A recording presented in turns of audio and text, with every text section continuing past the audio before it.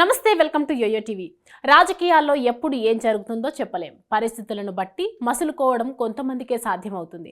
అలాంటి కోవకు చెందిన లీడరే ఇతను. రాజకీయాల్లో మంచి అనుభవం ఉంది. మంత్రిగా, ఎమ్మెల్యేగా పలుమార్లు పనిచేశారు. అంతేకాదు హైదరాబాద్ నగరంలో తన మార్క్ పాలిటిక్స్ కూడా చేస్తూ ఉంటారు.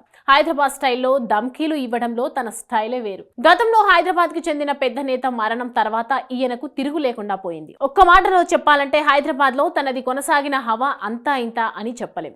ఒకవైపు తెలంగాణలో పెద్ద ఎత్తున ప్రత్యేక రాష్ట్ర ఉద్యమం కొనసాగుతున్నా తను మాత్రం ఏమీ పట్టనట్లు ఉన్నారు.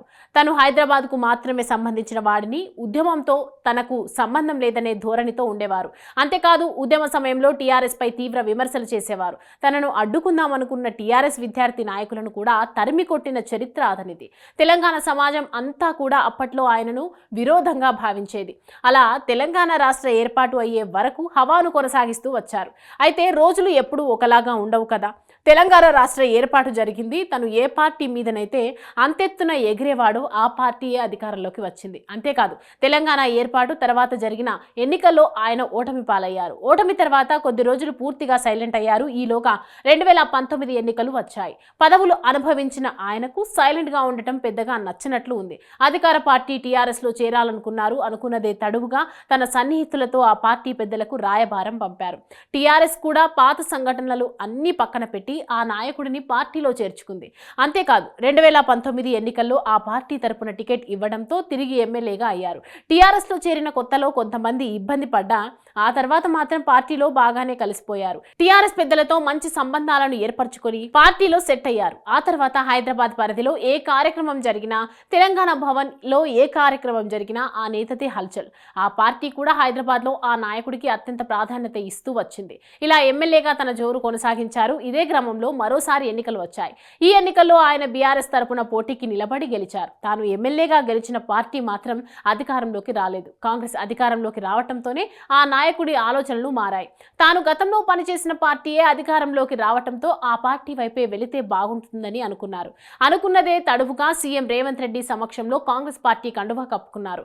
కాంగ్రెస్ కండువా కప్పుకున్న ఆయనకు పార్లమెంట్ ఎన్నికల్లో పోటీ చేసే అవకాశం దక్కింది. కానీ ఆయన ఓడిపోయారు. అయితే ఆ నాయకుడు కాంగ్రెస్ లో చేరినప్పటి నుంచి తన యాటిట్యూడ్ పూర్తిగా మారిపోయిందని సన్నిహితులు చెప్తున్నారు. తన నాయకుడిలో మళ్లీ పాత వ్యక్తి చూస్తున్నామంటూ అంటున్నారు. గత 10 ఏళ్లుగా ఎప్పుడు చూడని దూకుడు మళ్లీ చూస్తున్నామని వాళ్ళు చెప్తున్నారు. అంతేకాదు ఆ నాయకుడి తీరు కూడా అలాగే ఉంది. నిన్న మొన్నటి వరకు ఉన్న పార్టీని విమర్శించడంలో కూడా తన రూటే సపరేట్ అన్నట్లుగా మారిపోయారు. తాజాగా అసెంబ్లీలో సదరు నేత చేసిన వ్యాఖ్యలు తీవ్ర దుమారం రేపుతున్నాయి. ప్రతిపక్ష పార్టీ ఎమ్మెల్యేలను మీ అంతు చూస్తామని అసెంబ్లీ వేదికగా బెదిరించడం తీవ్ర చర్చనీయాంశంగా మారింది.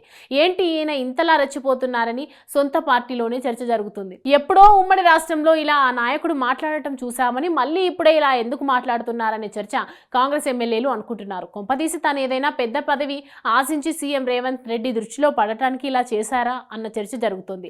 అసలే త్వరలో మంత్రివర్గ విస్తరణ జరగనుందని కాంగ్రెస్ పెద్దలు చెప్తున్నారు. ఇలాంటి తరుణంలో సదరు సీనియర్ ఎమ్మెల్యే వ్యాఖ్యలు ఇలాంటి చర్చకు దారితీశాయి. అంతేకాదు అసలే హైదరాబాద్ నుంచి ఇప్పటి వరకు మంత్రివర్గంలో ప్రాతినిధ్యం లేదు. అందుకు ఆ నేతకు హైదరాబాద్ లో మంత్రిగా పనిచేసిన అనుభవం ఉంది. ఇవన్నీ దృష్టిలో పెట్టుకునే ఆ నేత ఇలా మాట్లాడారనే టాక్ వినిపిస్తోంది.